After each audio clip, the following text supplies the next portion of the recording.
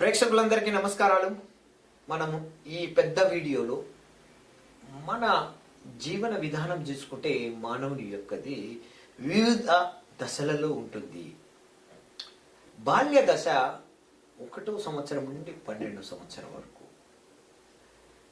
రెండవ దశ వచ్చేసి యవ్వన దశ, అది 12వ సంవత్సరం తర్వాత నుంచి 26 సంవత్సరం వరకు. తర్వాత గృహస్థ దశ, అది 26 నుంచి 42-43 సంవత్సరం వరకు. ఇక వృద్ధాప్య దశ 60 సంవత్సరాల వరకు తర్వాత ఉంటుంది. ఈ మధ్య వయస్సులో వచ్చే దశ ఈ 40 సంవత్సరాలలో చాలా మార్పులు జరుగుతాయి. ముఖ్యంగా అది శారీరకంగా, మానసికంగాతో పాటు సామాజికంగా, ఆర్థికంగా, కుటుంబ పరంపరంగా ఎన్నో మార్పులు చేర్పులు వస్తాయి. ఈ దశలోనే ఎక్కువగా ఆరోగ్య సమస్యలు, దీర్ఘకాలిక సమస్యలు వెంటాడుతూ ఉంటాయి. ఈ దశను కరెక్ట్గా మనము డాక్టర్ సలహాతో ఆరోగ్యపరంగా మనం జాగ్రత్తలు తీసుకుంటే ఈ దశలో అంటే 40 సంవత్సరాల్లో కొంచెం కష్టపడిన తర్వాత మనం 60 సంవత్సరాల తర్వాత ఉత్సాహంగా, ఉల్లాసంగా, ఉత్తేజంగా మన కుటుంబ సభ్యులతో బాగా గడపచ్చు. ఏమిటి ఈ దశలో అంటే ముఖ్యంగా 42-43 సంవత్సరాల తర్వాత మెటబాలిజం తగ్గుతుంది.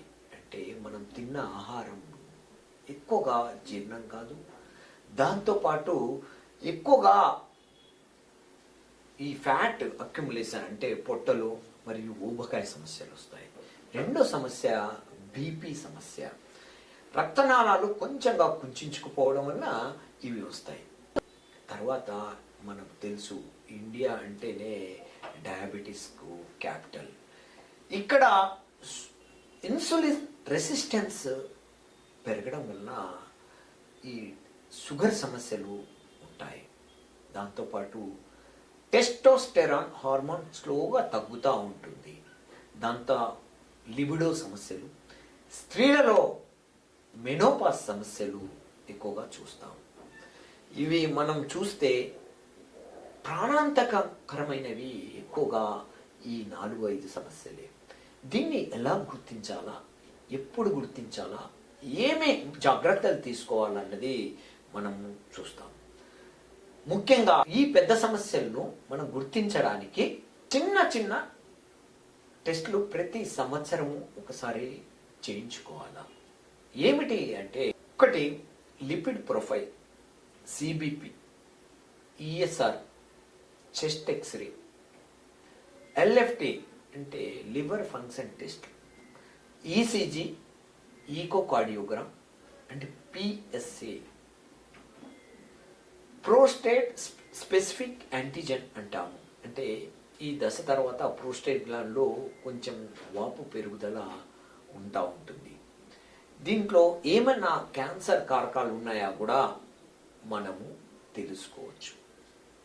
ఇక చిన్న చిన్న మార్పులు అంటే హార్వర్డ్ యూనివర్సిటీ WHO ప్రకారం ఏం చెప్తుందంటే, ఆహార నియమాలు మరియు వ్యాయామాల ద్వారా 70-80% వరకు మనం పైన మాట్లాడుకున్న సమస్యలను మనము నివారించవచ్చు. ఎలా అంటే, ప్రతిరోజు నడక, సైక్లింగ్ కానీ, స్విమ్మింగ్ కానీ అంటే ఈత కానీ, దాంతోపాటు ఆహార నియమాలు ఇప్పుడు వరకు మనం చెప్పుకున్నాము.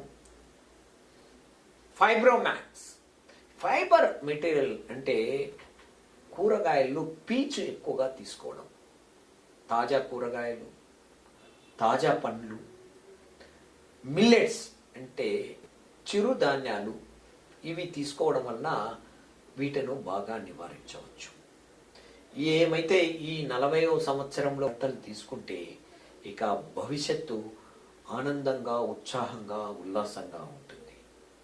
ఇక ఈ ప్రతి సంవత్సరము పైన చెప్పిన ఈ టెస్ట్లను తీసుకొని డాక్టర్ సలహాతో మనం చాలా వరకు వచ్చే బీపీ, షుగర్, కొలెస్ట్రాల్ మరియు మెదడు సంబంధము మరియు ఎముకల సంబంధాల బాధల నుంచి మనం బయటపడవచ్చు. ఏమి చేసినా ఇప్పుడు మనం అంటే ఈ వ్యాయామాలు కానీ మనం చేసే పని కానీ 6 నుంచి 8 గంటల నిద్ర కానీ అది సమతుల్యంగా ఉండాలి. భగవద్గీతలో ఒకటే చెప్తాడు, యుక్తాహార విహారస్య యుక్త శ్రేష్టస్య కర్మసు యుక్త స్వప్నస బోధస్య యోగో భవతి దుఃఖ. అంటే మనం చేసే పని, మనం నిద్ర, మనం తినే ఆహారము అది సమతుల్యంగా ఉండాలి. అది మరీ ఎక్కువగా కాకుండా మరీ తక్కువగా కాకుండా సమంగా. అందుకే మనం బీపీ చూస్తే 120, 80 అటు ఇటు. ఫాస్టింగ్ బ్లడ్ షుగర్ చూస్తే అది 90 నుంచి 100 పైన. మన పల్స్ చూస్తే 72 నుంచి 80. ఇవన్నీ సమతుల్యంగా ఉండాలా. హార్మోన్స్ కూడా సమతుల్యంగా ఉండాలా. దీనికి మనం జాగ్రత్తగా మన జీవితాన్ని, జీవక్రియను పాటించడమే. ఈ వీడియో నచ్చితే లైక్ చేయండి, షేర్ చేయండి, వేరే వాళ్ళకు కూడా పంపించమని మనవి. నమస్కారం.